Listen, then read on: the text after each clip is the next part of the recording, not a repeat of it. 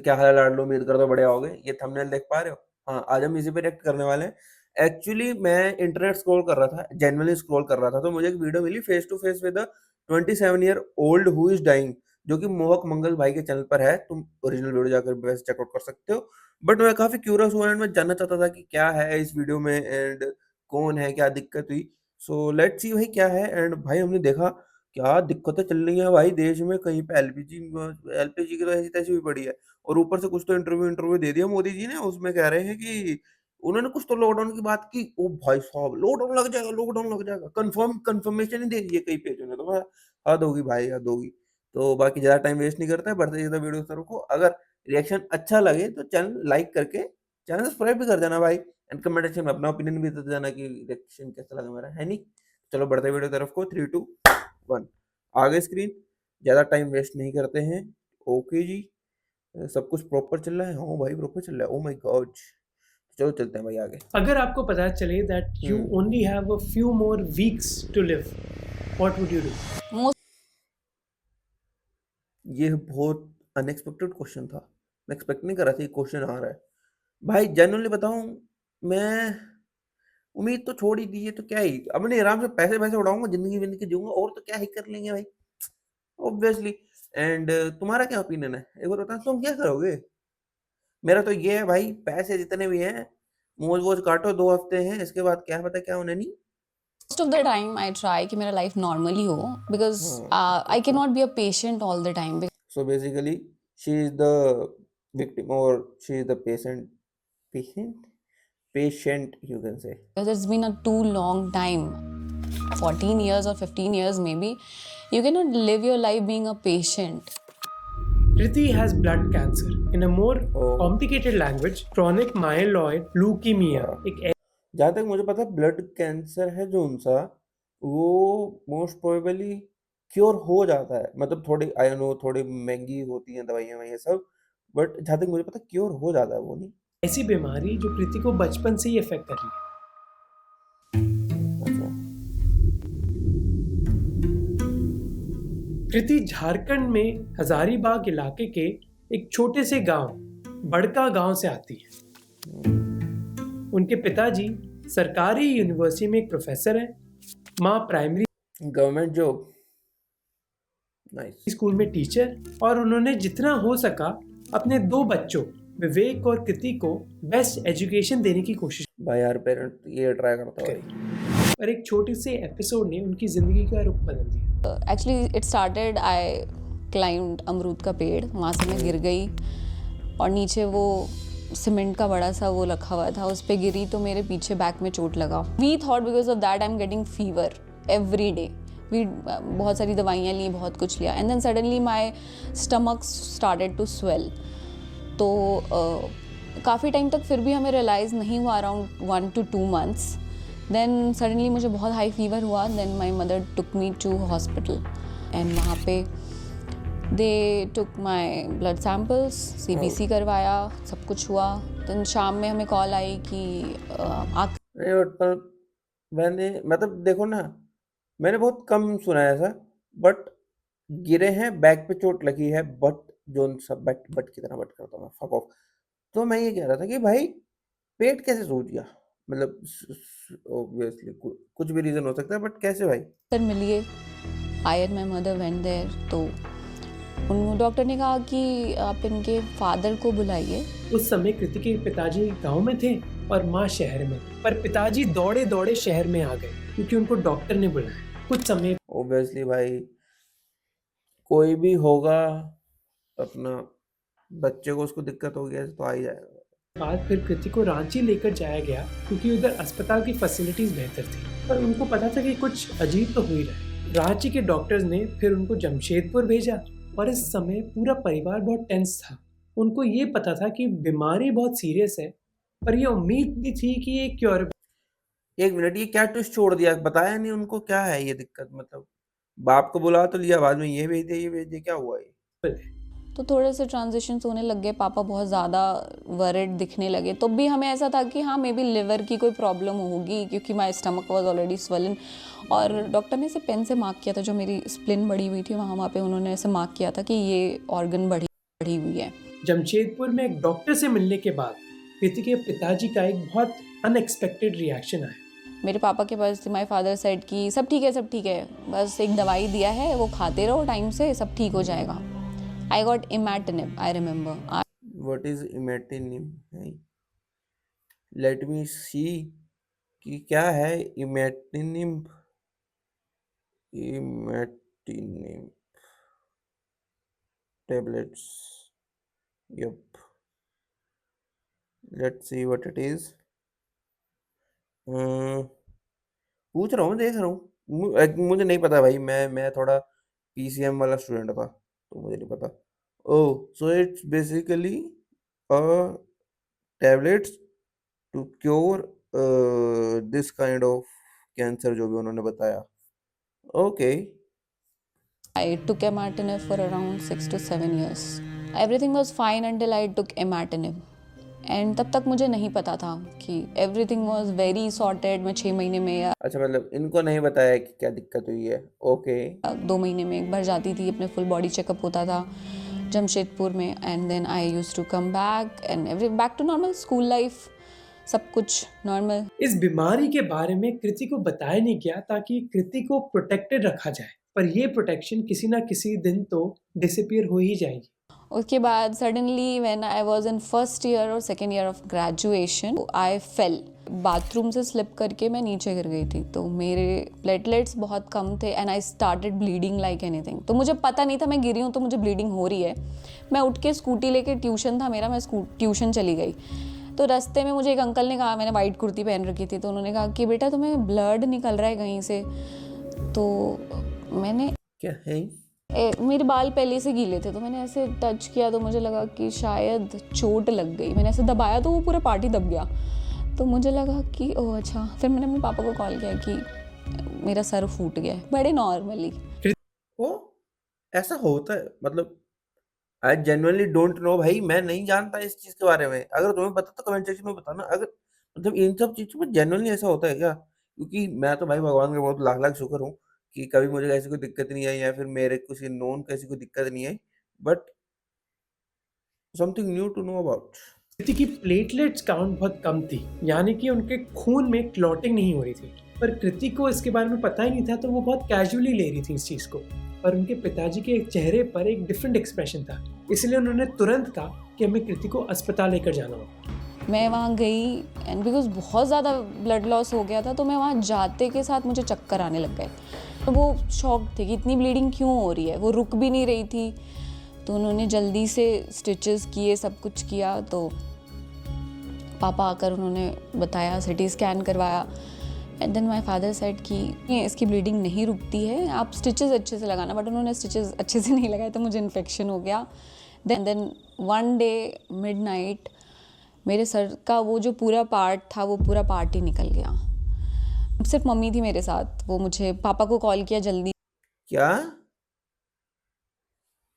है भाई? भगवान, भाई दुश्मन को भी ऐसी बीमारी ना हो भाई। हेलो। से पापा जल्दी से आए गाड़ी लेकर के, फिर हम एम्बुलेंस में रांची गए। कृति को अपनी मेडिकल सिचुएशन के बारे में पता नहीं था, पर उनको थोड़े हिंट्स मिल रहे थे कि कुछ तो गड़बड़ है। कई समय से उनके पिताजी ने उन पर रिस्ट्रिक्शंस रखी थी, जिनको कृति ने इग्नोर किया था, पर अब उनको पूरी कहानी धीरे धीरे समझ आ रही थी। जब मुझे पापा कहते थे कि मत खेलो, चोट लग जाएगा, बहुत डेंजरस हो जाएगा, तो मुझे समझ नहीं आता था कि वो क्यों कहते हैं। कृति को आज भी याद है वो टाइम जिस दिन पहली बार कैंसर का शब्द उनके सामने लिया गया। तो वहाँ पे डॉक्टर के पास दिखवाया सब कुछ, तो उन्होंने मेरे सामने ही बोल दिया कि आपको पता नहीं आपकी बेटी को ब्लड कैंसर है, आप इतना डिले करके क्यों आए हैं।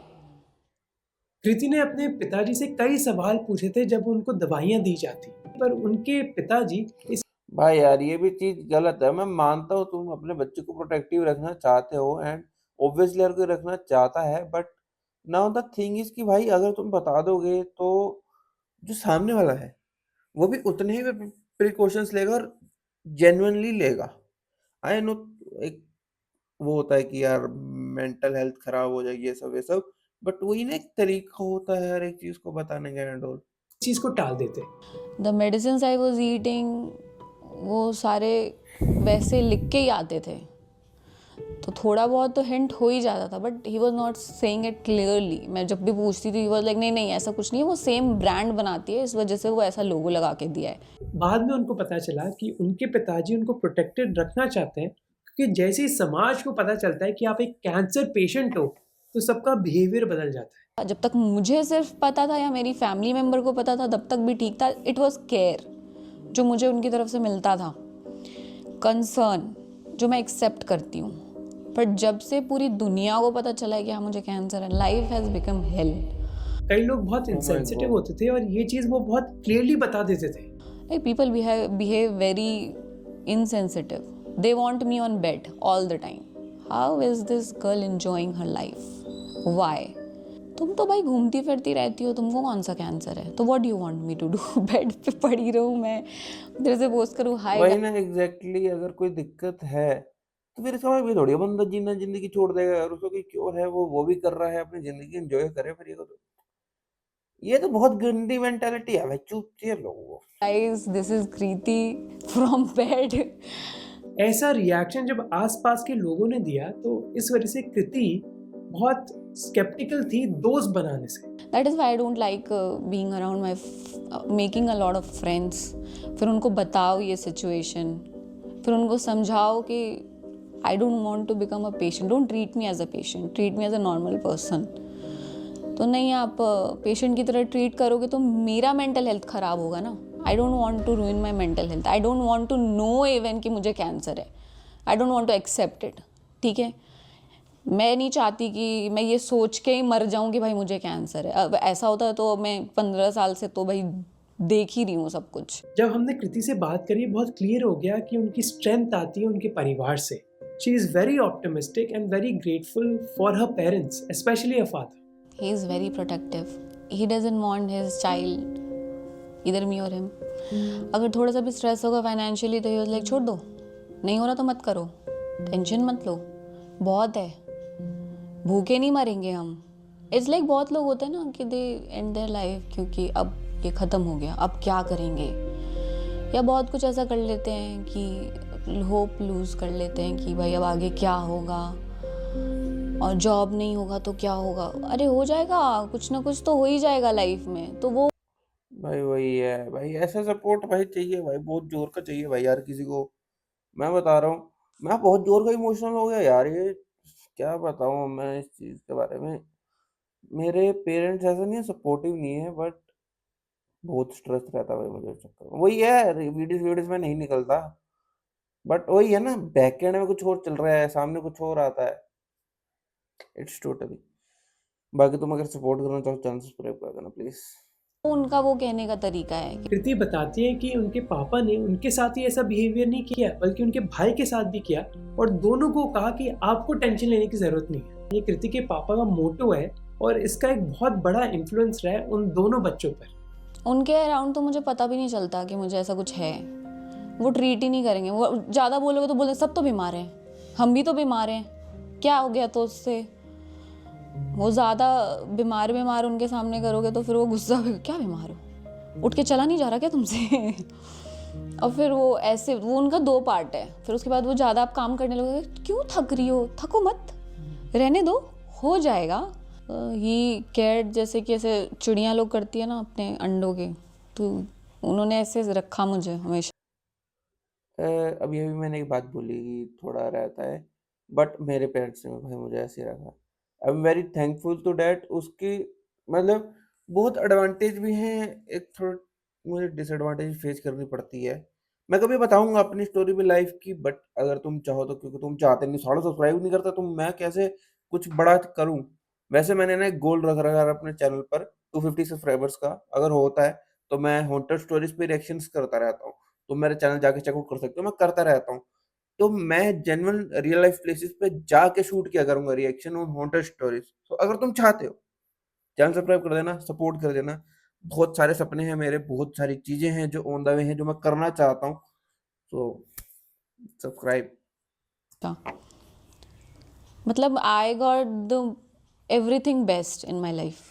जो भी उनसे हो Me सकता too. था उन्होंने दिया है। हाँ, it's a part of my life. I am suffering through something, I am going through something, but ऐसा नहीं है कि मैं उसको अपने लाइफ पे ऐसे लेके आ जाऊँ. मैं पेशेंट हूँ तो मैं कहीं नहीं जाऊँगी, मैं पेशेंट हूँ तो ये नहीं करूँगी.